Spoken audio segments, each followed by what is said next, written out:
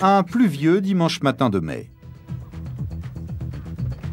Il est tôt, mais déjà une centaine de voitures se dirigent vers le Crystal Palace dans le sud-est de Londres. Tous sont venus participer au rassemblement de Mini de Brighton à Londres, où ils seront rejoints par des milliers de fans afin de célébrer la véritable icône qu'est devenue la Mini.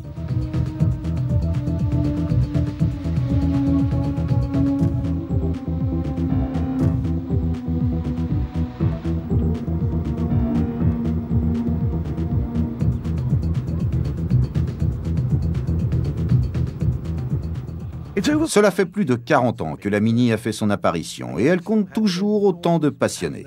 Certains d'entre eux n'étaient même pas nés lorsque la première Mini est sortie de l'usine. Tout est vraiment différent des années 60. Dans les années 60, il y avait les rockstars et pour les Mini, vous aviez les pilotes de rallye qui battaient tout le monde en Mini. Et vous aviez les designers de la fin des années 50. En ce temps, la Mini était surtout un accessoire à la mode. En Angleterre, c'était considéré comme un moyen de transport bon marché, mais dans tous les autres pays, c'était vraiment très à la mode. Je pense que cela reflète un peu sur nous maintenant.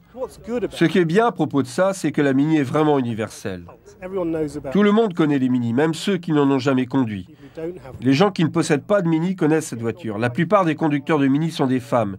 Il y a beaucoup de shows en Angleterre et c'est une immense satisfaction. Lorsque vous avez une Mini, vous n'êtes jamais seul. Elle n'est pas comme les autres, elle est différente.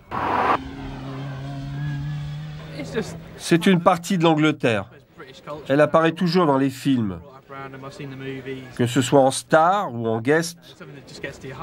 Une jolie voiture abordable.